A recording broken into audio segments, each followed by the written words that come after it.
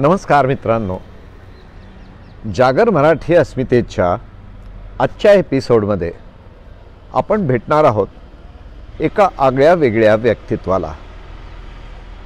महाराष्ट्राचं साहित्यिक दैवत म्हटलं की आपल्याला पु ल देशपांडे आठवतात आणि प्रत्यक्ष पु ल ज्यांच्याबद्दल अत्यंत प्रेमाने बोलतात आणि ज्यांना प्रति पु ल म्हणून ओळखलं जातं अशा मंगलाताई गोडबोले यांच्याशी आज आपण बोलणार आहोत.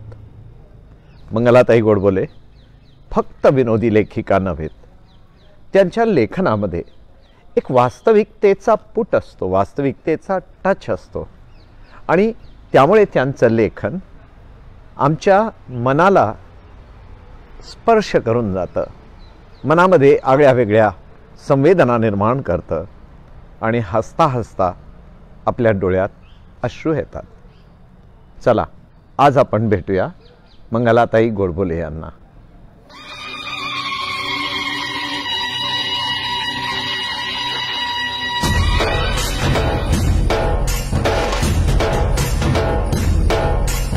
जागर मराठी अस्मितेचे ह्या कार्यक्रमात पुन्हा तुम्हा सर्वांचं मनपूर्वक स्वागत. आपण मराठी साहित्य, विनोदी साहित्य खास करून म्हटलं की आपल्याला सर्वात जास्त आठवणारं नाव आहे पु ल देशपांडे यांचं.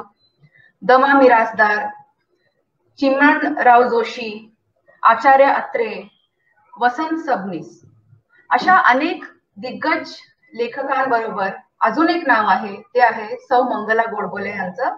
आज आपण त्यांच्याशी काही चर्चा करणार आहोत. नमस्कार. नमस्कार.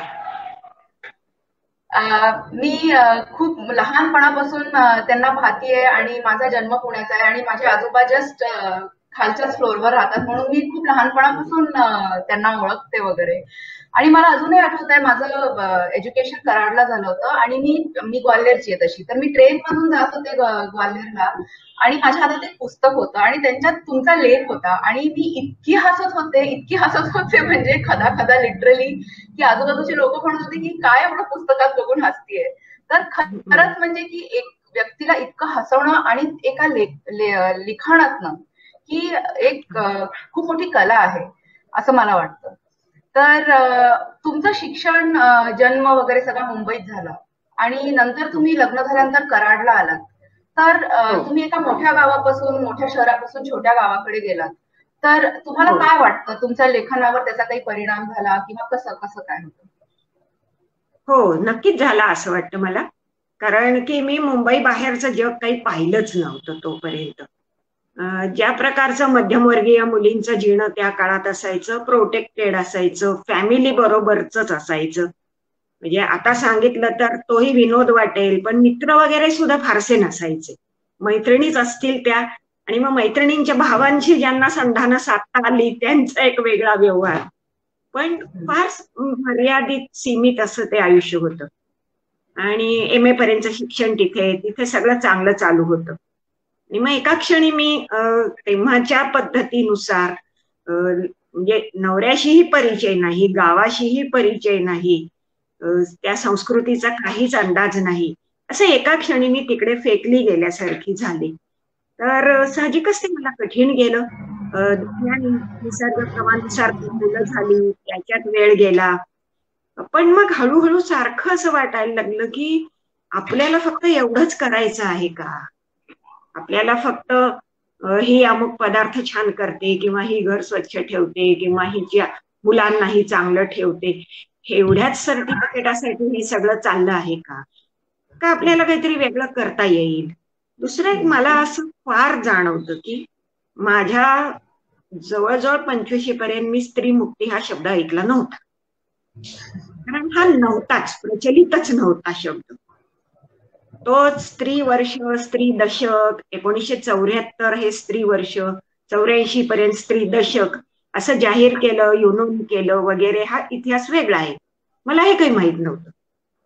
पण जेव्हा मी त्या गावात जाऊन राहायला लागले तेव्हा मला अनेकदा असं जाणवायला लागलं की अरे इथल्या बायका ह्या किती पराश्रयी जगतात किंवा पॅसिव्ह जगतात असं म्हणू शकतात.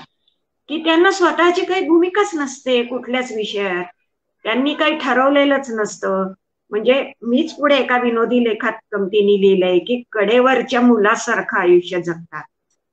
म्हणजे तुम्ही जेव्हा मुलाला कडेवर घेता तेव्हा त्या मुलाला पाय नसतात, ते हात दाखवतं, डावीकडे चल उजवीकडे चल.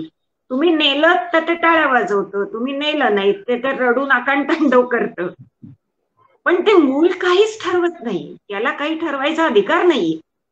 तर असं उभं आयुष्य घालवायचंय का? आपल्याला तर शक्य नाही बुवा, आपल्याच्याने होणार नाही. त्याच्यामुळे बायकांचं जीणं हे किती पॅसिव्ह आहे. आणि बायका खूप कष्ट करतात, दिवसभर कामं करतात, पण त्यात स्वतःसाठी काहीच करत नाही. हे असं कसं? असं हे सगळं मला तिथेच पहिल्यांदा लक्षात आलं. इन्सिडेंटली सांगते की शरद जोशींचा इंडिया, भारत वगैरे सगळा जो विचार आहे तो त्याच काळात आलेला आहे. म्हणजे आपल्याला वाटतं की आपला एक देश आहे, तर तो तसा नाहीये. एक शहरी इंडिया आहे, एक ग्रामीण किंवा अर्धनागरी भागातला भारत आहे, आणि मग ह्या दोन्हीत प्रचंड तफावत आहे. असं एक सारखं जाणवत गेलं आणि असं वाटायला लागलं की ह्या किंवा अशा सारख्या बायकांना वाचायला कसं लावता येईल. कित्येक घरात आता खोटं वाटेल, पण जर नवरा गावाला गेला असेल तर रोजचं वर्तमानपत्र आधी दारात पडायचं आणि मग रद्दीत पडायचं. पण घरातली बाई ते उघडून वाचायच्या फंदात पडत नसेल. आणि तेव्हा इतर प्रसार माध्यम अजिबातच नव्हती. म्हणजे टेलिव्हिजन सुद्धा 74 मध्ये आलेलं आहे. आणि मग बाकी आता ही माध्यम तर फारच उशिरा आलेली आहे. तर इतकं कसं आपण जगाच्या व्यवहारापासून स्वतःला तोडून राहू शकतो? नाही, आपल्याला हे जमणार नाही. तर अशा प्रकारे एक थोडी कुचंबणा झाली, थोडी चिडचिड झाली, थोडं आमच्या कौटुंबिक जीवनातही तणाव झाले, कारण मग माझ्या यजमानांचं तिथे चांगलं सेटल्ड लाईफ होतं नोकरीत. ते सोडून केवळ स्त्री हट्टासाठी आम्हाला पुण्याला यावं लागलं. ही थोडी उलथापालथ झाली, त्याची काही किंमत आम्हाला मोजावी लागली. पण दुसऱ्या बाजूनी आपल्याला काहीतरी करायचंय. आपल्याला आणखी एक सांगायला पाहिजे की माझी मुलगी तिथे जन्मली. नंतर मला फार वाटायला की मला ह्या मुलीला इथे नाही वाढवायचं. माझ्या मुलीनी बायका जे जे करतात ते तिला बघायला तरी मिळू दे निदान. ती पुढे काय कुवतीची होईल तेव्हा मला अर्थात काही माहित नव्हतं. पण मला आपल्या मुलांना असं वाढवायचं नाहीये. आपल्या मुलांना सर्व शक्यता किंवा संधी निदान दिसल्या तरी पाहिजे. असे विचार मला खूप येत गेले आणि 8-9 वर्ष ह्या मानसिक खळबळीत माझी गेली. खरं म्हणायचं तर ऐन तरुणपणातली ही वर्ष गेली. म्हणजे वयाच्या 22 ते 30 हा काळ माझा तिकडे गेला. तर एका पातळीवर आपण म्हणू शकतो की तो वाया गेला, कारण त्या काळात मी इथे असते तर आणखी काही केलं असतं. पण दुसऱ्या बाजूनी मला असं वाटतं की तो वायाही नाही गेला. त्यांनी एक संपूर्ण भूमिका माझी तयार झाली की काय काय नको आहे, काय काय करायला नको आहे आपण, आणि ह्यापेक्षा वेगळं काय काय करणं शक्य आहे. हे एक दिसायला मला तो काळ उपयोगी पडला असं मला आता बघता त्याच्याकडे वाटतंय. म्हणजे वुमन एम्पॉवरमेंट जे आजकाल म्हणतात ते खऱ्या अर्थात दिसून येतं की त्या काळात. म्हणजे तुम्ही म्हणताय की न्यूजपेपर सुद्धा पडलेले असायचे, आणखीन नवरा नसेल घरी तर ते तसेच रद्दीत जायचे. तर तो काळ आणि आजचा काळ, म्हणजे इतक्या स्त्रिया इव्हॉल्व्ह झाल्या आहेत, आणखीन इतका त्यांना आता फ्रीडम आहे आपल्या देशात सुद्धा सगळं करायचा, आणि त्या संधीचा तुम्ही घेतलेला आहे. तर मला थोडं सांगा की तुम्हाला लिखाणाची आवड लहानपणापासून होती का ती तरुणपणी आली, का तुम्हाला कसं तुम्ही लिखाणाकडे वळलात? लिखाण ही फार कष्टाची कृती आहे. त्याच्यामुळे म्हणजे नुसतं बसणे, हातात पेन धरणे ह्या अर्थाने नाही, त्याच्यात बौद्धिक कष्ट फार आहे. त्याच्यामुळे लहान वयामध्ये कोणीही हे कष्ट करायला सहसा जात नाही. कोणीतरी ज्ञानेश्वर तुम्ही सोडा, सर्वसाधारण मुलं ही चैनीकडे, त्यांचा आरामाकडे कल असतो. तसाच माझाही होता. माझ्या आईवडिलांना तर वाटायचं की ही भयंकर आळशी आहे, कारण ही सारखी कुठेतरी कोपऱ्यात बसून पुस्तकं वाचत फक्त बसते, हिला काही त्याच्या पुढे करायचं नसतं. तर लहानपणापासून लिहायला काही लागले नाही, पण वाचनाची प्रचंड आवड होती. आणि आमचं घरच साक्षर होतं ह्या अर्थाने, की साधारण 6-7 वर्षाची मी मुलगी आणि 70 वर्षाची आजीपर्यंत सगळी माणसं फावल्या वेळात सतत वाचत असायची. आमच्या घरी 2-2, 3-3 लायब्रऱ्यांच्या मेंबरशिप भरलेल्या असायच्या. नंतर 60 सालामध्ये रीडर्स डायजेस्ट, इलस्ट्रेटेड वीकली हे अंक माझे वडील विकत घ्यायचे, की तुम्ही इंग्रजी सुद्धा वाचा. ते काही मी त्यात फारशी प्रगती नाही करू शकले, पण वाचन हा जीवनाचा एक मुख्य भाग आहे अशी एक भावना खूप लहान वयापासून झाली आणि ती जवळजवळ 60-65 पर्यंत ते तसंच होतं. आता थोडा मला डोळ्यांचाही त्रास आहे, माझ्या हातनं आता पूर्वीसारखं वाचन होत नाही. पण लहानपणी माझा मुद्दा असा आहे की प्रत्येक माणसाची एक एक्सप्रेशनचा रस्ता असतो, लँग्वेज असते, किंवा कोणी ड्रॉइंग, पेंटिंग, कोणी गाण्यातून, नाही का, प्रत्येक माणसाचं असतं. तसं माझ्या दृष्टीने मी एक्सप्रेस स्वतःला कशात सगळ्यात चांगलं करू शकेन, तर मी भाषेमधूनच करू शकेन असं एक नक्कीच म्हणजे ते ठरत गेलं. दुसरं म्हणजे संस्कृत पाठांतर पुष्कळ असणं हे त्या पिढीत सर्वांचंच असायचं बरं का, माझंच होतं असं काही नाही. पाठांतर पुष्कळ असायचं. हिंदी ही राष्ट्रभाषा जाहीर झाल्यामुळे मुंबईमध्ये हिंदीचा खूप प्रसार होता त्या काळात. तर ती आपोआपच म्हणजे आता जी बॉलिवूड सिनेमांचं हिंदी आहे ते नाही, चांगलं अकॅडमिक हिंदी हे मला पुष्कळ ऐकायला मिळालं. आणि मुंबईत असल्याने शेजारी पाजारी गुजराती लोक असल्याने मला गुजराती अतिशय सराईतपणे बोलता वाचता येत होतं. तर देशी भाषांमध्ये माझी चांगली प्रगती झाली. माझ्या आजीला बंगाली येत असे आणि ती काही वेळा बंगाली गाणी वगैरे मला सांगत असे की ते असं गाणं आहे बरं का, टागोरांनी लिहिलेलं किंवा असं काही. तर भाषिक एक विकास असं म्हणू शकतो.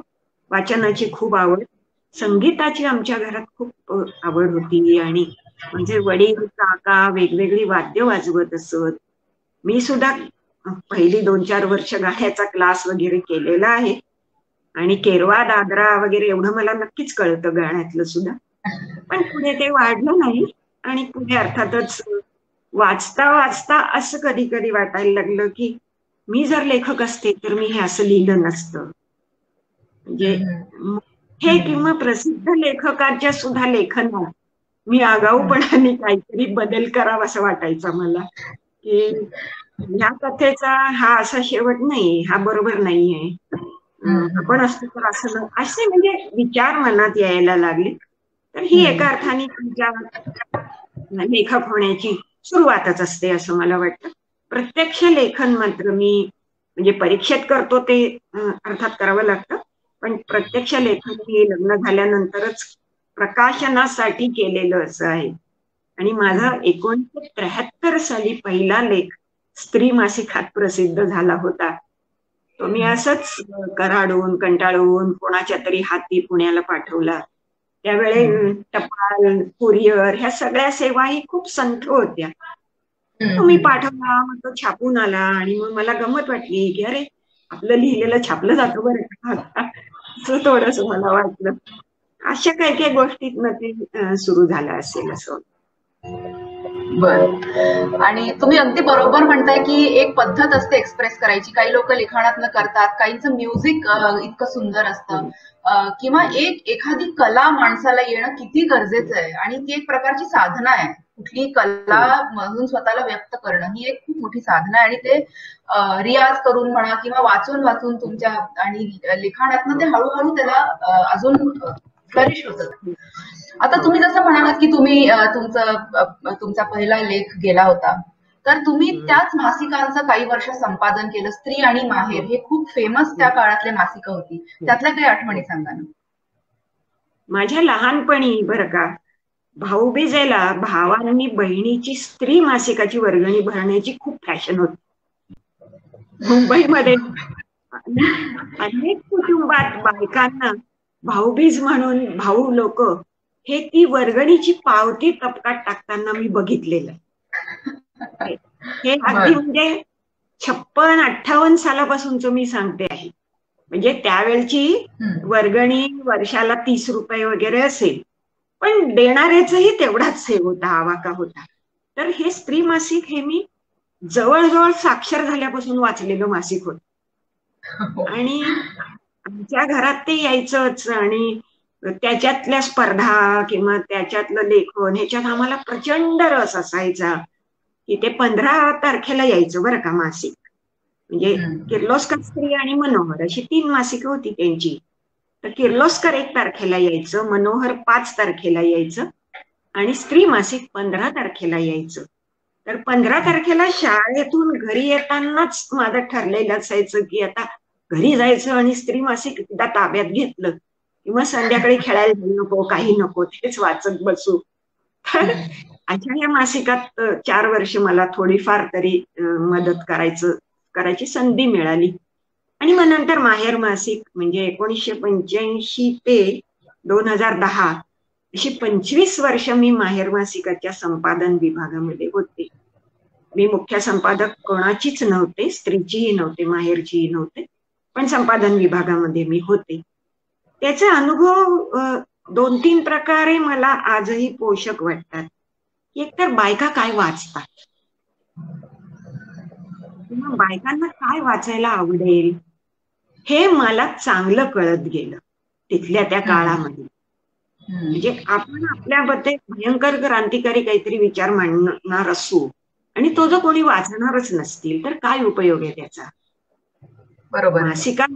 मासिकामध्ये वाचकांना भिडणं, वाचकांना वाचवणं ही पूर्व अट असते ना. त्याच्यामुळे मग बायका काय वाचतात, बायका काय लिहितात. कारण आता कसं झालंय की तुम्हाला माध्यमांमुळे काही मनात छोटासा विचार आला की तुम्ही लगेच ब्लॉग लिहिता किंवा वेगवेगळ्या ह्याच्यावर लिहिता. त्यावेळी असं काहीच नसतं. त्याच्यामुळे बायका खूप प्रमाणात लिहित होत्या. आणखी एक गोष्ट तुला तुझ्या लहान वयामुळे माहीत नसेल की 1960 साली महाराष्ट्र राज्याची स्थापना झाली. आणि मग नवीन राज्याचं धोरण असतं ना ठरलेलं काहीतरी. तर स्त्रिया व मुलांचा विकास हे, कारण यशवंतराव चव्हाणांसारखा एक अतिशय सुसंस्कृत आपल्याला नेता लाभलेला, तर त्यांचं सतत हे उद्दिष्ट होतं की स्त्रिया आणि मुले यांना वर आणून कुटुंबात लोकशाही कशी येईल वगैरे अशा कल्पना. त्याच्यामुळे बायकांसाठी लिहिणं, बायकांनी लिहिणं, त्याला खूप पुरस्कार त्या काळात दिला गेला. तेव्हा बायकांच्या मासिकांना जाहिराती मोठ्या प्रमाणावर दिल्या गेल्या. त्यामुळे ही मासिकं विलक्षण लोकप्रिय होती. म्हणजे आज तुम्हाला सांगितलं तर विश्वास बसणार नाही, पण आज जेव्हा एखाद्या दिवाळी अंकाची 2000-3000 प्रतींची प्रिंट ऑर्डर असते, ती 95-96 साली माहेर मासिकाच्या दिवाळी अंकाची 28,000, 30,000 अशी असायची. एवढी. आणि तेव्हा लोकसंख्याही कमी होती आणि साक्षरताही कमी होती आतापेक्षा. तरी हे असं. आणि आणखी एक गंमत म्हणजे दिवाळी अंकाच्यावर इतक्या उड्या पडत की साधारण गणपती झाले की कोणीतरी पालक आमच्या ऑफिसमध्ये यायचे आणि असं विचारायचं की यंदा तुमचा दिवाळी अंक किती तारखेला येणार आहे. मग 14 नोव्हेंबर, 12 नोव्हेंबर. मग ते म्हणायचं का हो का, नाही मला अमेरिकेचं तिकीट काढायचंय, मुलाकडे जायचंय, सकाळी तुमचे अंक घेईन आणि संध्याकाळी फ्लाईट मध्ये बसेल. असं म्हणणारी माणसं मी पाहिली आहेत. ही इमॅजिनेशन नाही. तर ही मासिकं ही एका वर्गाच्या संवेदनशीलतेचा किती महत्वाचा भाग होती हे मला मुख्यत्वे सांगायचं आहे. किंवा आताचा शब्द वापरायचा तर कनेक्ट किती होता त्याचा जनतेशी, आम वाचकाशी त्याचा कनेक्ट फार मोठ्या प्रमाणावर होता. आणि त्याच्यातनं आम्ही बायकांना लिहायलाही वेगवेगळ्या प्रकारे उद्युक्त करत होतो. म्हणजे वाचनाबरोबरच, म्हणजे आता हे वाचक चर्चा आहे किंवा कथा माला आहे की एखादी कथा सुरुवातीला आम्ही एक प्रकरण लिहून द्यायचं आणि आता पुढची तुम्ही लिहा असं करायचं. म्हणजे आणि त्याने आपल्या कल्पनेने त्याच्यात भर घालत ती वाढवत न्यायची. माहेरच्या एका दिवाळी अंकात मी संपूर्ण अंकात लेखकांची नावच छापली नव्हती. आणि अच्छा. तुम्ही ओळखा की कुणी हो. कुठली कथा म्हणजे एक मास्टर लिस्ट दिली होती. मास्टर लिस्ट अर्थातच दिली होती की ह्या 11 लेखकांनी ह्या 11 कथा लिहिल्या, कोणी कुठली लिहिली ओळखा, आणि जो सर्वात जास्त ओळखेल त्याला बक्षीस वगैरे असं. तर अरे वा. ही बक्षीस रुपयात फार नव्हती, पण संपादक आणि वाचक यांचा हा जो दुवा होता ना, हा फार चांगला होता त्या काळामध्ये. ही त्यांची फार मोठी स्ट्रेंथ होती असं मला वाटतं. म्हणून महाराष्ट्राच्या एकूण सांस्कृतिक जडणघडणीमध्ये या मासिकांचं, स्त्री सारख्या मासिकाचं अतिशय मोठं योगदान आहे, ज्याच्यावर पुढे लोकांनी PhDचे प्रबंध वगैरे सुद्धा लिहिलेले आहेत. तर या दृष्टीने आपण त्यांच्याकडे पाहिलं पाहिजे. त्यांनी फार अकॅडमिक लिटररी प्रोग्रेस केला नाही.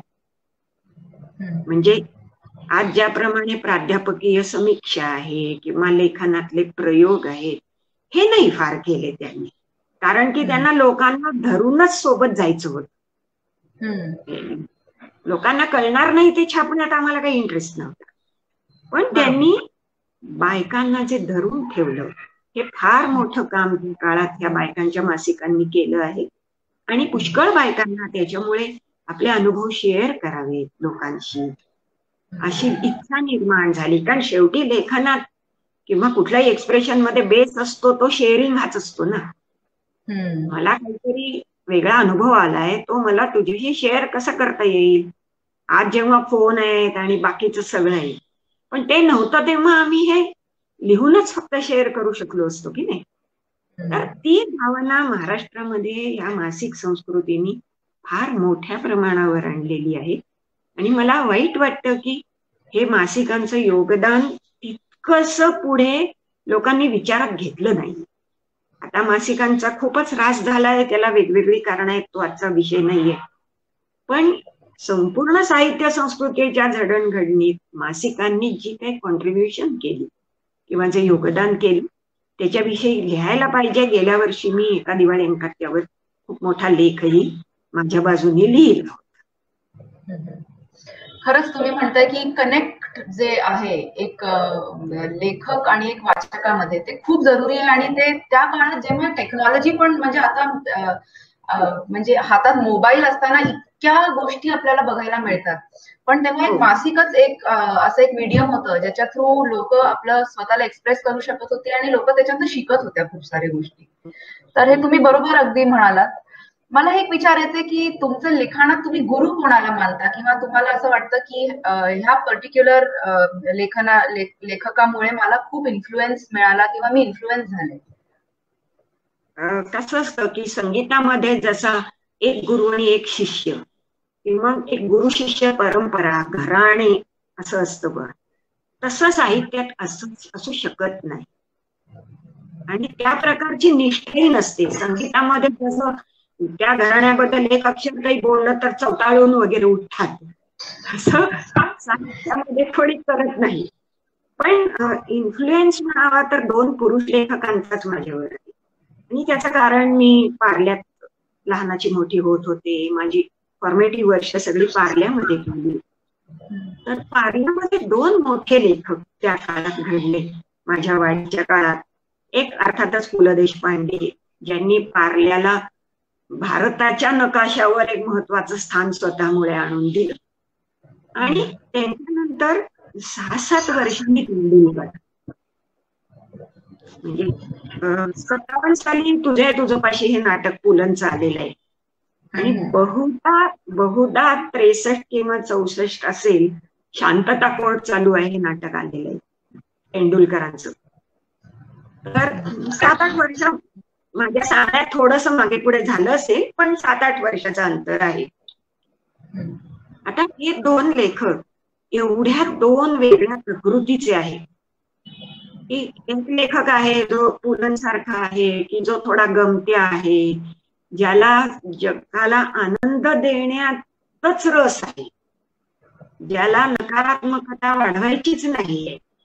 असा एक लेखक जो काही स्ट्रिक्ट फॉर्म्सही लिहित नाही, लिटररी म्हणजे कथा, कविता, कादंबरी असा कुठला स्ट्रिक्ट फॉर्म पु ल लिहित नव्हते. पुलंनी एक असा मोकळा ढाकळा लेख आहे, तो तुम्हाला कथा वाटली कथा घ्या, तो तुम्हाला असं ते चालायचं सगळं. आणि दुसऱ्या बाजूने तेंडुलकर आहे की जे जगाला सतत डिस्टर्ब करतायत, कारण ते स्वतःच खूप डिस्टर्ब आहे. त्यांना समाज हा सहन होत नाहीये, समाजाचं वास्तव आवडत नाहीये, त्याच्यातले ढोंग, त्यातलं राजकारण, ह्याच्याविषयी त्यांना पोटतिडकीने काही म्हणायचं आहे. आत्ताच माझं लेखन बघता कोणाला चुकूनही वाटणार नाही की माझ्यावर तेंडुलकरांचा प्रभाव आहे, पण गुरु मानायचंच असतं तर मी तेंडुलकरांना गुरु मानलं असतं. याचं कारण ते इतकं कमी शब्द जेवढं विराट दर्शन आयुष्याचं घडवतात ना, ते अंगावर येतं, धक्का बसतो त्याचा अक्षरशः. आणि तेंडुलकरांचे सदर कॉलम्स वर्तमानपत्रातले हा तर एक रोलर कोस्टर राईडच असायचा माझ्या दृष्टीने, की ते तुरुंगात फाशी देणाऱ्या त्या जल्लादाच्यावर पण एक सदर लिहायचे की त्याला काय वाटतं, रोज एक वेगळ्या माणसाला मारून टाकताना त्याला काय वाटत असेल. तर मूळचा थोडक्यात असा की एकीकडे पुलंचा सुखदतेचा, आनंददायी बोलक्या शैलीचा प्रभाव, आणि दुसरीकडे तेंडुलकरांचा की हे आयुष्य किती समजून घेऊ कमीच आहे, जग किती विराट आहे, किती माणसांमध्ये पशुत्व आहे. त्यांचा शब्द वारंवार माणसांमधलं पशुत्व, माणसांमधली हिंसा, त्यांना मानवातली हिंसा ह्या विषयावरच अभ्यास करायला फेलोशिप मिळाली पुढे, आणि त्यांनी त्यावर अभ्यासही केलेला आहे. तर असे दोन टोकाचे प्रभाव, पण तेंडुलकरांसारखी विराट प्रतिभा माझ्या छोट्या सामान्य जीवनात मला अशक्य होती. माझं तसं संपूर्ण आयुष्य सामान्य पठडीचं, एखाद्या गृहिणीचं असं तसंच मुख्यत्वे गेलेलं आहे. मी काही फार माझ्या चौकटी बाहेर जाऊ शकले नाही. त्याला वेगवेगळी पुन्हा कारणं होती, ते आता नको. त्याच्यामुळे मग त्यातल्या त्यात मला काय जमलं तर मला पुलंच्या पठडीतलं लेखन नक्कीच जमलं, कारण की ते एक शाब्दिक खेळण्याची आवड होती, थोडीशी कथा होती, भाषेवर बरं प्रभुत्व होतं माझं, आणि निरीक्षणाची बाजू माझी चांगली होती. त्याच्यामुळे मग ह्या काही गोष्टी पुलांच्या जास्त जवळ जाणाऱ्या, पण दोघही आमच्या दृष्टीने परात्पर गुरुच आहेत बरं का. म्हणजे आम्ही त्यांच्यासारखं लिहितो असं चुकूनही म्हणू नये. हे फार मोठे प्रतिभावान तरुण आहेत महाराष्ट्रातले, आणि माझं भाग्य आहे की मला वाढीच्या वयात ते बघायला मिळालं. तेंडुलकर एखादं भाषण 5 वाक्य करून खाली बसायचे, आणि पुलांच्या 5-5 वाक्याला हशा चाललाय, दंगा चाललाय, गर्दी जमते आहे. म्हणजे पुलं आभाराचं भाषण करणार असले तर लोक सभेला शेवटपर्यंत बसायचे, का की आभाराचं भाषण मिळेल आपल्याला. तर इतके सुखात्मता आणि इतका जीवनाविषयीचा मुळापर्यंत जाण्याचा ध्यास, अशा दोन गोष्टीचा माझ्यावर खूप प्रभाव आहे. लोकांच्या दृष्टीने माझ्यावर पुलंचा म्हणजे माझ्या शैलीवर प्रभाव आहे असं काही वाटतं. आनंद आहे, कारण शेवटी यू कॉपी द बेस्ट हे तरी आहे ना, मग जर म्हणायचीच असली तर.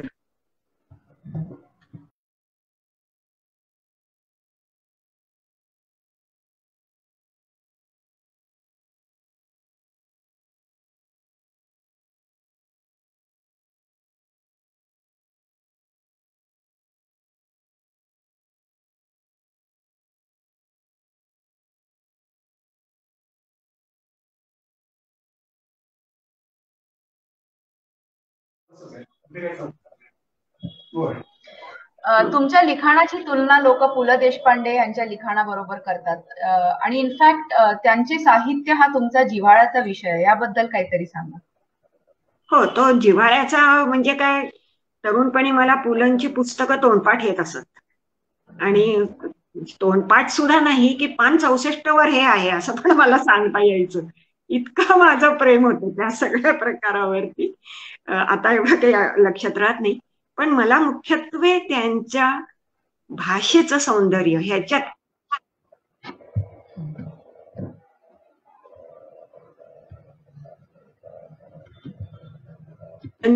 कळतं. असं अनेक वेळा मला जाणवतं. अतिशय झुळझुळते रेशमी असे शब्द असतात आणि ते विनोदातही असतात. नाही तर विनोदात कडक शब्द, पण म्हणजे ते किती छोट्या छोट्या गोष्टीत असं सांगतात की अमका तमका प्राज्ञाचे पेढे द्यायला लागतो आणि मग प्राज्ञ परीक्षा कसली फालतू, त्यात काय पास झाला असं ते काहीही लिहित नाही. पुढचं वाक्य ते काय लिहितात, मला प्राज्ञेची पातळी समजली. म्हणजे माणसाची पातळी समजली लिहिणं हे किती क्रुएल झालं असतं, पण मला प्राज्ञेची पातळी समजली किती किती कोमल असं लिहितात ते वेळ प्रसंगी. तर पुलांच्या वरती साहजिकच माझं आणि माझ्या पिढीत अनेकांचं खूप प्रेम होतं. तसंच आहे. माझी तुलना पुलंची करणं हे काही तितकंस बरोबर नाहीये. कारण एकतर बाई पुरुष हा फरक ऑब्व्हियस आहे, दुसरं म्हणजे पिढीचा फरक आहे आणि पुलंच्या एवढा व्यासंग अशक्य आहे मला. पुलं फार व्यासंगी होते, ते दिसत नव्हतं लोकांना सहजासहजी, पण विदग्ध व्यासंगी संस्कृत प्रचूर, म्हणजे पुलंनी संस्कृत मध्ये लिहिलेली पत्र मी बघितली आहेत आणि संस्कृत मध्येच नव्हे तर संस्कृत पद्यात लिहिलेली मी बघितली आहे. म्हणजे श्लोकाने उत्तर लिहिलंय त्यांनी. त्या प्रकारची बुद्धी आणि हे माझ्यात अजिबात नाहीये. दुसरं मला असंही फार वाटतं की अगदी सुरुवातीच्या माझ्या लेखनावर जेवढा पुलंचा प्रभाव आहे तेवढा नंतर नाहीये. नंतर बदलत गेलेलं आहे ते थोडंसं आणि कदाचित ते काहींच्या लक्षात येत आहे, काहींच्या लक्षात येत नाहीये, हे तर होऊच शकतं. पण मला गरिबांची पुलं असं कोणी ठरवावं असं मला अजिबात वाटत नाही. कशाला ना, मला तसं नको आहे. मला मी माझी म्हणून ज्यांना आवडत असेल, माझं लेखन आवडत असेल, त्यांनी ते जरूर वाचावं. तुला पुलंची होण्याचं एक कारण आहे की माझीही मराठी त्यांच्या एवढी नसली तरी पुष्कळ बरी आहे आणि दुसरं माझं लेखनच नव्हे, माझं व्यक्तिमत्वही आक्रमक नाहीये. म्हणजे आता तुलाही काही इम्प्रेशन्स कदाचित असतील, मला माहित नाही लहानपणाची, पण कसं असतं की काही लोकांचा विनोद आहे ना, तो सारखं सामान्यांना हिणवत राहतो की तुम्ही सामान्य आहात, तुमची झेप एवढीच आहे, तुम्ही काय करून करून करणार, तर रविवारी जाऊन वैशालीत तुम्ही डोसा खाणार किंवा अशा प्रकारचं. काय हरकत आहे ना, त्यातही आनंद असू शकतो ना कोणाचा तरी. आपल्याला समजा पंचतारांकित हॉटेलात जायची आपली ऐपत आहे म्हणून तिथे जाणाऱ्याचं त्याला हिणवण्याचं आपल्याला काहीच कारण नाही. तर ही जी एक सह अनुभूती पाहिजे, सहानुभूती म्हणजे रडारड ह्या अर्थाने नाही. तर मला असं एखाद्या वेळा नुसतं वैशालीत गेलं तरी खूप छान वाटतं, मोठंच काम झालं त्या दिवसाचं असं वाटूच शकतं मला. तर ही जी सर्वसाधारण जगण्याच्या बद्दलची सहानुभूती असते ना, तो समान धागा आहे असं मला वाटतं. मी सर्वसाधारण गृहिणीच्या जीवनाविषयी कमालीची संवेदनशील आहे, कारण मी स्वतः ते आयुष्य जगलेली आहे, मी पाहिलेलं आहे आणि तो किती थँकलेस जॉब आहे हे मी आयुष्यभर बघत आले. त्यामुळे सकाळच्या जेवणाची ताटं उचलता उचलता आता रात्री ह्या सगळ्यांना काय खायला घालू हा विचार करणारी बाई हा चेष्टेचा विषय होऊ शकत नाही, हा सहानुभूतीचाच विषय असायला पाहिजे खरं तर. कारण वर्षामागून वर्ष ती तेच करत असते हो, चेष्टा आहे का ती. तर त्याच्यामुळे ही जी एक सामान्यांबद्दलची सहानुभूतीची भावना ती त्यांच्यातनं माझ्यात आली असेल हे शक्य आहे. पण त्यांचा जो व्यासंगपूर्ण विनोद आहे, त्यांची जी रिपार्टी आहे, उत्स्फूर्तपणे काही उत्तर देणं वगैरे आहे, हे काही माझ्यामध्ये नाहीये. तशी तुलना होऊ शकत नाही.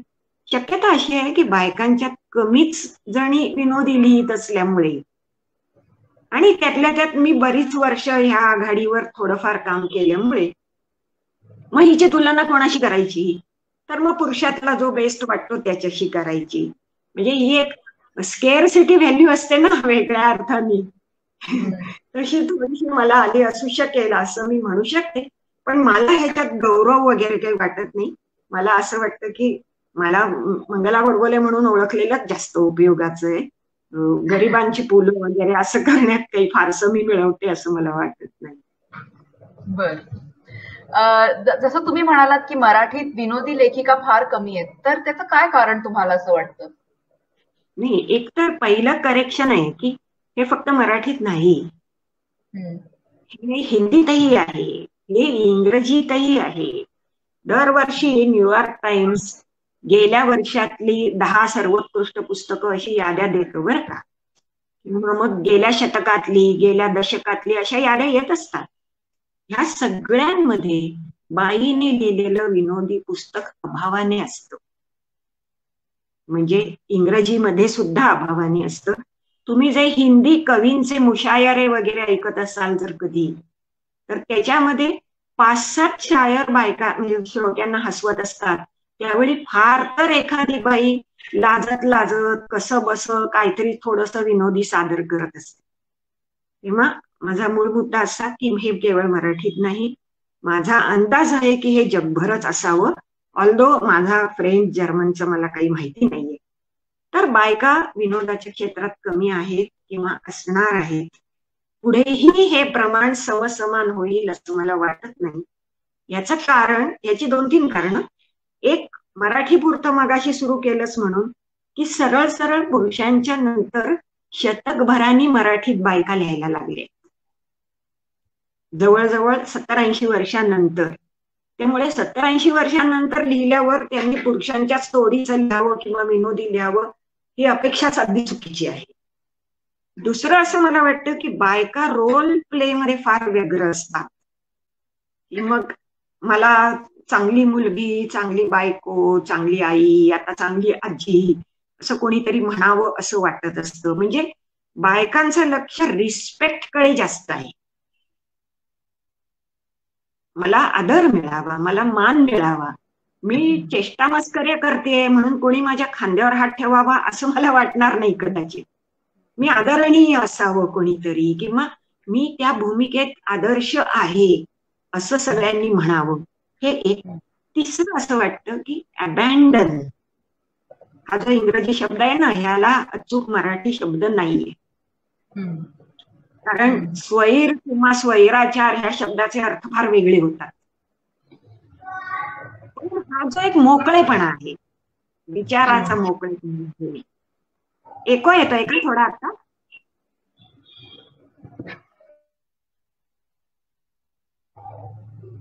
नाही, बरोबर येतंय, बोला तुम्ही. तर हा जो विचाराचा मोकळेपणा असतो हा बायकांच्या मध्ये तितकासा येत नाही. चौथे, तू सहज म्हणून विचार कर की एखाद्या विनोदी नट स्टेजवर आहे आणि त्याच्या पायजम्याची नाडी लोंबते आहे, त्याच्या शर्टाची बटणं खालीवर आहे, हे दृश्य लोकांना हसवतं. एखादी बाई, म्हणजे आज समजा निर्मिती सावंत ह्या बाई आहेत, ह्या उत्तम विनोदी अभिनेत्री आहेत माझ्या मध्ये. ह्या जर स्टेजवर अशा आल्या तर चालेल का आपल्या समाजाला? विचार करून बघा. नाही चालणार आपल्याला. कारण आपली बाईची म्हणून जी इमेज आहे तिच्यात ते बसणार नाहीये. त्याच्यामुळे ह्या सगळ्याचा एकत्रित परिणाम होतो. आणखी एक सांगते की जे मला आता 70 नंतरही थोडस टेन्शन असतं की विनोदाची आहे ना वाट थोडी निसरडी आहे. पटकन एखाद्या शब्दाने असं नाही असं होऊन जाईल. एखादा अर्थ मला अभिप्रेत नाहीये पण कोणीतरी तो काढेल, आणि मला असभ्य तर नक्कीच व्हायचं नाहीये ना. मला विनोदी असायला हरकत नाही, पण मला कोणीतरी असभ्य आहे असं म्हणावं, कोणीतरी मला अप्रस्तुत विनोद करते म्हणावं असं मला नाही ना वाटणार. त्याचाही परिणाम होतो की विनोदाच्या बाबतीत काय होतं की तो लोक एकमेकाला सांगतात, तो वाढवतात, ते त्याला पदरचं काहीतरी घालतात. ते कित्येकदा माझ्या अभिरुचीचं नसतं. हे साधं की माझ्या विनोदी कथेचं चित्र कसं काढले, ज्या मी आयुष्यात साडीशिवाय कपडा घातला नाही किंवा ज्या माझा पदर आयुष्यभर कायम गुंडाळलेला राहिला, ते चित्रात मात्र ती वेडीवाकडी तुम्ही दाखवणार, ती भयंकर आडवी तिडवी सुटलेली, तिचा पदर पडलेला, का बुवा? त्याच्याशिवाय मला नाही का विनोदी लिहिता येणार? तर ह्या सगळ्याचा एक छुपा दबाव मनामध्ये असतो आणि मग त्याच्यामुळे कशाला त्याच्यात पडा. म्हणजे सहज म्हणून सांगते की माझ्या झुळूक नावाच्या सदरावर विनोदी कॉलम करावा अशी टेलिव्हिजनवर मालिका करावी अशी कल्पना 2-3दा आली आहे. पण मी तिचं फार एकटून धरलेलं नाहीये, कारण मला भरोसा वाटत नाही की माझ्या नावाने पडद्यावर उद्या काय दाखवलं जाईल. लिहिलेला जो शब्द आहे तो मी लिहिलेला आहे, तो तसाच पिढ्यानच्या पिढ्या येणार आहे. माझं पहिलं झुळूक हे पुस्तक 1984च आहे, पण आजही तीच कॉपी आहे. कॉपी बदलली नाही, कौरव बदलली आहे. 20 थिएटरमध्ये काय करतील, रंगभूमीला तर अगं भयंकर काळजी आहे, कारण स्टेजवर गेल्यावर माणसं किंवा नट ऐनवेळी काय करतील याच्यावर काहीही कंट्रोल आजही नाहीये. सेन्सॉर सर्टिफिकेट ओरिजिनलला असतं, पण परफॉर्मन्स मध्ये काय होईल याची खात्री नाही ना. मग ही एक असभ्यतेची हे मी का पत्करावी, अशी अनेक कारणं आहेत. हा खरा एक मोठा समाजशास्त्रीय विषय आहे, पण आताच्या पुरती मी काही ढोबळ मी कारणं सांगितली. त्याच्यामुळे जगभरातच बायका विनोदाच्या फारशा वाटेला जात नाही. ज्या जातात त्या मात्र मला आता काही किंमत मोजावी लागली तरी चालेल अशा दृष्टीने ज्या जाणाऱ्या असतील त्यांची गोष्ट वेगळी. सहसा अशी तयारी असत नाही. किंवा नको तिथं हसणं हा पण एक मोठा प्रश्न आहे बरं विनोदाच्या बाबतीत. म्हणजे मला माहित नाही तुमच्या बायानं आलंय का, पण इथे एक ते वजाना मोनोलॉग ह्याच्यावर मराठी नाटक होतं, त्याचं रूपांतराचं योनीच्या मनीच्या गोष्टी असं एक ते नाटक आहे. त्याच्यात खूप वेळा असं जाणवतं की जिथे हळहळ वाटायला पाहिजे तिथे माणसं हसतायत. माझा तुमच्यासाठी पुढचा प्रश्न असा आहे की तुम्ही सातत्याने विनोदी लेखनच करता की तुम्ही इतर कुठलेही साहित्यिक प्रकार हाताळलेत? मी खरं सांगायचं तर माझ्या एकूण लेखनात फक्त 1/3 लेखन विनोदी आहे. पण ते लोकप्रिय होतं किंवा ते लोकांना आपल्या जवळच वाटतं म्हणून त्याच्याविषयी जास्त बोलणं होतं. आणि इतर जे लेखन आहे, जे अभ्यासाने केलंय, जे चरित्रपर लेखन मी केलं आहे, जे सामाजिक प्रश्नांवर लेखन मी केलेलं आहे, ते त्या विषयातले संबंधित लोक वाचतात ना. त्याच्यामुळे मग त्याचा रीच थोडा वेगळा पडतो आणि विनोदी याचा वेगळा पडतो. त्याच्यामुळे मला अनेक विषयात रस आहे. मला सामाजिक विषयांमध्ये पुष्कळ रस आहे. आणि मी वयात येताना, दत्तक घेण्यापूर्वी, काय तुझ्या मनात, आई तुझ्याच ठाई, अशी पुष्कळ मी अशा प्रकारची पुस्तकं लिहिलेली आहेत. आणि उदाहरणार्थ मातृत्व हे महान मंगल असतं असं आपल्याकडे एक लोकप्रिय वाक्य आहे. ते खरोखर असतं का प्रत्येक बाईसाठी?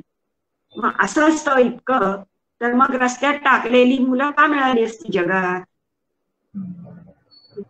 डॉक्टरीच्या क्षेत्रात तर तुला हे खूपच बघायला मिळत असेल. मग अतिशय कठोरपणे बोलायचं तर मग बाईला हव्या त्या पुरुषापासून हव्या त्या वेळी झालेलं हव्या त्या लिंगाचं मूलच प्रिय आहे का खरोखरीने? ही म्हणजे हार्शेस साईड झाली होती.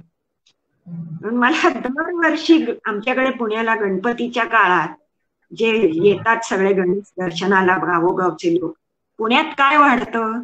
एक म्हणजे लैंगिक आजारांची संख्या भयंकर वाढते आणि टाकलेल्या मुलांची संख्या भयंकर वाढते. ही वस्तुस्थिती आहे. म्हणजे त्या गर्दीत मूल हरवलं म्हणून हे करायचं आणि सोडून जायचं. का वेळ येते अशी? मग त्या आयांचं काय होतं नाही का? तर असे अनेक प्रश्न मला पडतात. त्याच्या आता दत्तक घेण्यापूर्वी हे मी 87 साली पुस्तक लिहिलं अडॉप्शनवर. हे मराठी मधलं पहिलं पुस्तक आहे त्या विषयावरच, ज्याचा पुढे युनिसेफ इंडियाने त्याचा थिंकिंग ऑफ अडॉप्शन म्हणून अनुवाद सुद्धा करून घेतला. कारण त्या काळामध्ये दत्तक घेणं हे इतकं अजिबात राजरोस नव्हतं. चोरून लोक कुणाचं तरी मूल आणलंय, मावशीचं मामीचं आणलंय म्हणून घरी आणत, त्याला दणकवून आपलं नाव लावून शाळेत घालत, असे प्रसंग घडत होते. हे मी बघितलेले आहे. अशा मला सामाजिक विषयात रस आहे. आणि मला फार असं आता अलीकडे मी कायद्यावरती, महिलांच्या कायद्यावर पुस्तक लिहिलं. सती ते सरोगसी नावाचं. तर मला फार असं वाटतं की सरकार आपल्यासाठी काही ना काही करतंय, सामाजिक संस्था काही ना काही करतायत, पण ते काय करतायत हेच सर्वसाधारण बायकांना माहिती नाही. त्यांच्यापर्यंत पोचतच नाही, तो अवेअरनेसच नाही. आता साधी गोष्ट आहे की उच्चभ्रू घरांमध्ये, म्हणजे अशिक्षित गरीब नाही, धनिक घरांमध्ये सुद्धा वडिलांच्या मृत्यूनंतर भावनिक दबावानी म्हणा किंवा हळवं होऊन म्हणा, मुली फटाफट सगळा हक्क मी प्रॉपर्टीवरचा सोडलाय अशा कागदावर सह्या करतात. का की बिचाऱ्या भावाला काय वाटेल, त्यांनीच आईबाबांचं केलं. अरे तुम्हाला खरं म्हणजे तुमचा हक्क सोडायचाच हक्क नसायला पाहिजे, कारण तुम्ही तुमच्या मुलाबाळांना पण डिनाय करता ना ते. बरोबर आहे. कशावरून त्यांना ती गरज, म्हणजे मला काय म्हणायचंय, मी कायदे तज्ञ आहे म्हणून नाही, पण हक्क सोडणं ही गोष्ट एवढी छोटी आहे का, एवढी तात्कालिक आहे का, किंवा क्षणिक भावनेपोटी करण्याची ही गोष्ट आहे का? किंवा काय तुझ्या मनात हे पुस्तक लिहिलं त्याची तर गंमत थोडी वेगळी आहे. मी बहुतेक 11 साली अमेरिकेमध्ये होते, घरगुती कार्यक्रमाला गेले होते. तर तिथल्या लायब्ररीत मी एक असं पुस्तक पाहिलं की 5 सायकियाट्रिस्ट बायकांनी मिळून लिहिलेलं पुस्तक होतं ते, आणि त्यांनी ABCD of a women's mental health असं साधारण ती थीम होती की बायकांना अँगर कधी येतो, अँग्विश कधी येते, अँझायटी कधी होते, so on and so fourth वगैरे. मला ते पुस्तक फार इंटरेस्टिंग वाटलं बरं का. मला तेवढं खूप इंग्लिश चांगलं माझं नाहीये, पण अर्थ कळत होता. मला असं वाटलं की अरे आपल्याकडे सर्रास म्हणतात की काय बायकाच्या मतकरी असतात, लहरी असतात, बायका कधी कशा वागतील काही समजत नाही, पण तो खरंच स्वभाव आहे का ते त्यांच्या शरीरातले होणारे बदल आहेत त्या वेळी, आणि त्याचा तो परिणाम आहे का? मग तसं असेल तर त्यांना टीका न करता सहानुभूतीने त्यावेळी हँडल करायला पाहिजे. म्हणजे आता मेडिसिन मध्ये तुम्हाला पोस्टपार्टम डिप्रेशन बद्दल खूप शिकवलं जातं. घराघरात लोक काय म्हणतात, ते मूल काय झालं, तिचं डोकंच फिरलं. तिचं डोकं नाही फिरलंय, ती एका प्रचंड मोठ्या वादळातून गेलीये, त्याच्यात तिचा रिस्पॉन्स आहे ना, तर ते समजून घ्या ना. तर अशा प्रकारे, पण हे सगळं विमेन सेंट्रिक असतं.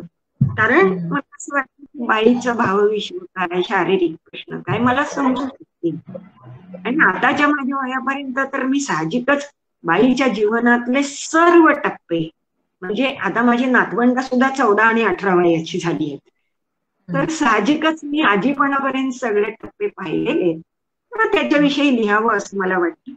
मी गंभीर कथा पुष्कळ लिहिलेल्या आहेत, आणि माझ्या कथांचा एक निवडक संग्रहही आलेला आहे, निवडक मंगला गोडबोले असा. एक विनोदाचाही संग्रह आला आहे, आणि एक गंभीर कथांचा कथा यात्रा नावाचा आलाय. तर असं मी त्यावेळी जे आवडेल ते लिहित गेलेली आहे.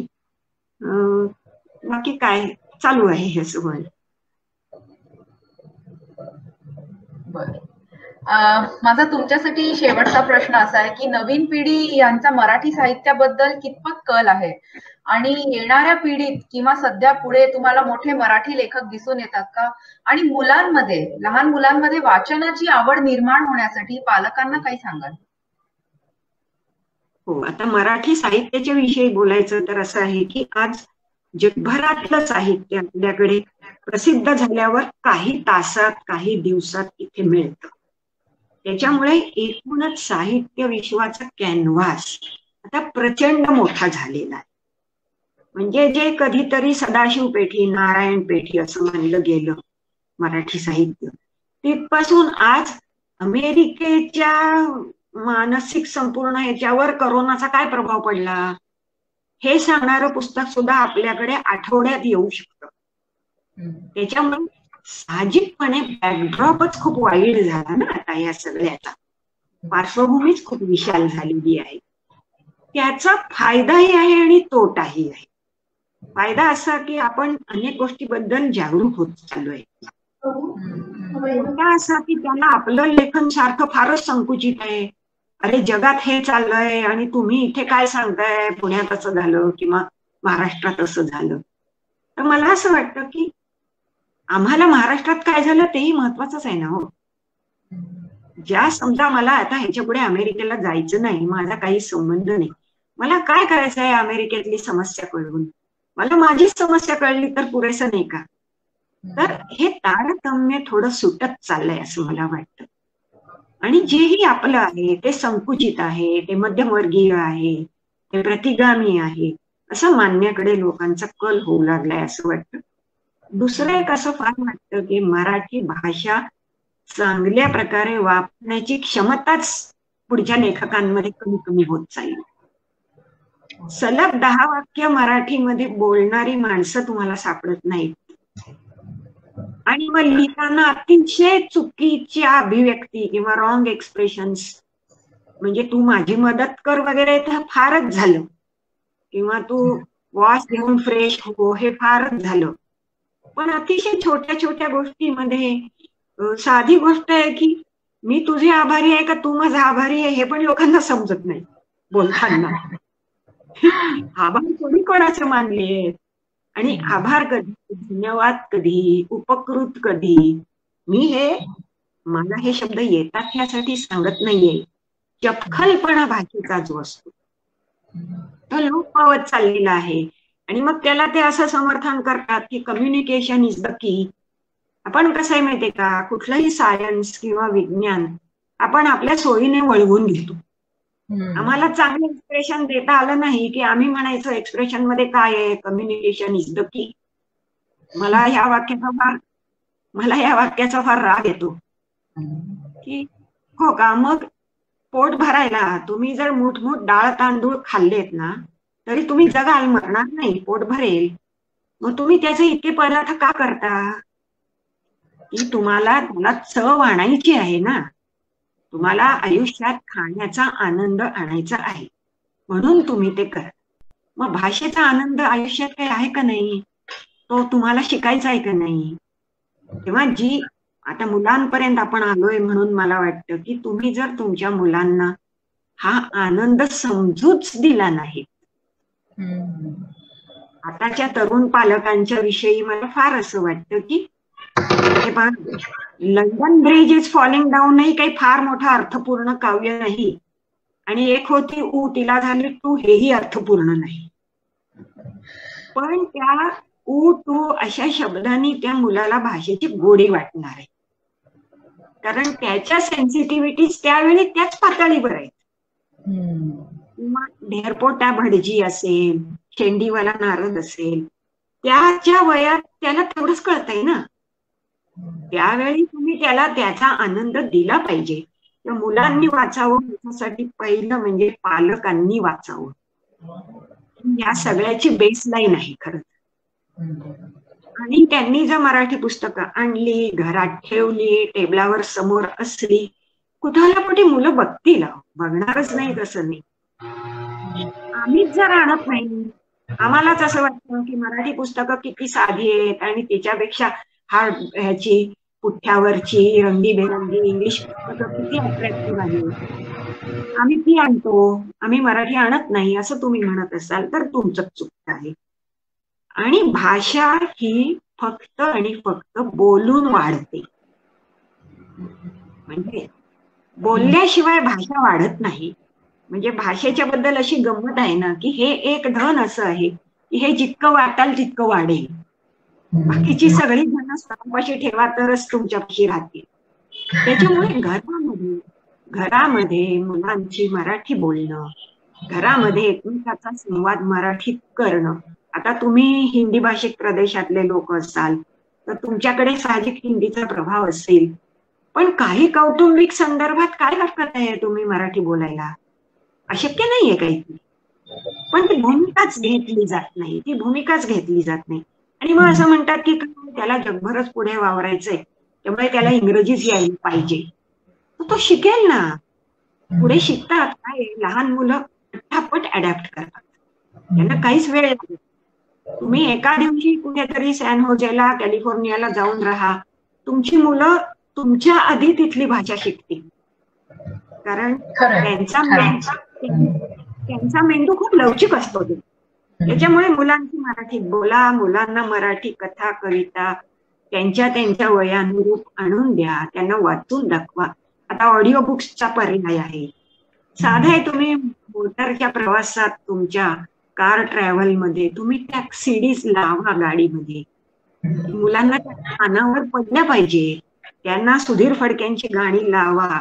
फडके साहेब एक एक शब्दाचा उच्चार किती नेटका करतात हे ऐकण्यासारखं आहे ना.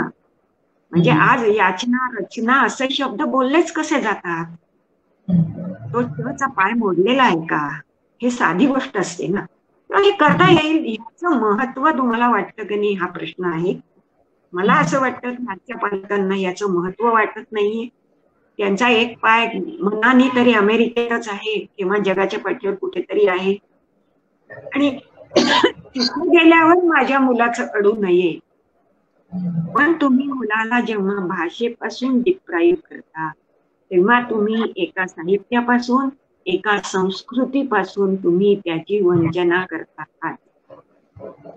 आणि मला फार वाईट वाटतं की मुलांना फ्रेंच यावं, जर्मन यावं, मॅन्डेरिन यावी असं पालकांना वाटतं, पण मुलांना चांगलं मराठी यावं असं नाही पालकांना वाटत. हा गंभीर सामाजिक प्रश्न आहे असं मला वाटतं. एकच कारण ते देतात की it is not a language of commerce anymore.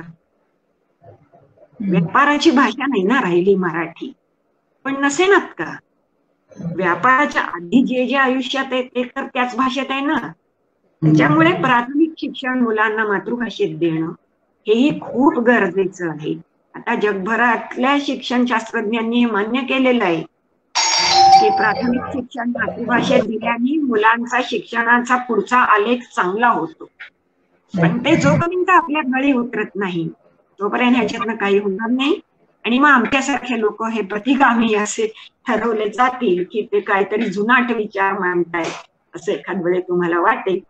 पण मी तरी आजच्यासारखं ही मुलाखत सुद्धा मी त्यासाठीच घेते की समजा बिगर मराठी प्रांतात कोणी ह्या ऐकलं तर ऐकू दे. कदाचित त्यांच्या विचाराला चालना मिळाली तर ती मिळू देत. माझं लेखन हे इन्सिडेंटल आहे, पण माझी भाषा ही इन्सिडेंटल नाहीये. ती खूप महत्वाची आहे आणि ती जितकी राहील जितकी वाढेल तितकं हे सगळं टिकायला आपल्या बाजूनी मदत केल्यासारखी होईल. तशी माझ्या बाजूनी आजची मी मदत केली असं मी समजते. आणि मला वाटतं आजच्यासाठी आपल्याला बहुधा पुरेसं होईल, नाही का? हो, खरंच तुम्ही खूप सुंदर समजवलं. म्हणजे प्रत्येक पालकाच्या मनात काय आहे ते तुम्ही सांगितलं. आणि ते किती गरजेचं आहे मातृभाषा सुद्धा माहिती असणं. कारण इथे सुद्धा आम्ही पाहतो की हिंदी प्रदेशात आम्ही राहतो, मराठी भाषिक घरातल्या मुलांना सुद्धा मराठी येत नाही. म्हणजे ते म्हणतात की उसको समजता है लेकिन वो बोलता नहीं है. तर हे खूप जरुरी आहे की आपली भाषा जपून ठेवावी. आणि दुसरी खूप महत्वाची गोष्ट जी तुम्ही सांगितली की it is not just about communication, it is also about expression. जसं मुठभर नुसते तुम्ही तांदूळ आणि डाळ खाऊन सुद्धा जगू शकता, तर तुम्ही का त्याचे विविध पदार्थ बनवता. तर खूपच सुंदर तुम्ही बोललात आणि ते सगळ्यांच्या अगदी मनात आय एम शुअर की सगळ्यांना खूप आवडेल ते. आणि आज तुम्ही तुमचा वेळ दिला आणि आमच्या कार्यक्रमासाठी आलात त्याच्यासाठी मी तुमची खूप खूप आभारी आहे. थँक्यू, धन्यवाद. धन्यवाद तुमचे.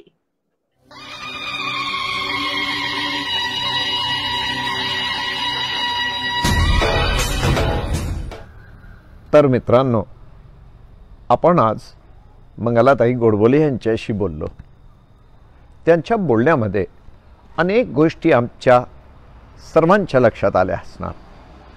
सगळ्यात महत्त्वाची गोष्ट म्हणजे ही की जर आपण सर्व मराठीवर प्रेम करतो तर सगळ्यात पहिले म्हणजे सर्वप्रथम म्हणजे आपण घरात आपल्या मुलांशी मराठी बोललं पाहिजे. घरामध्ये मराठी पुस्तकं आणली पाहिजेत. मुलांना मराठी पुस्तकं वाचण्याचा ध्यास लागला पाहिजे, कारण त्यातनंच मराठीबद्दलची गोडी, मराठीची आवड निर्माण होईल. अशा थोर मराठी लेखिकेला पु ल देशपांडे यांच्या आशीर्वादासह आपणा सर्वांचा मानाचा मुजरा.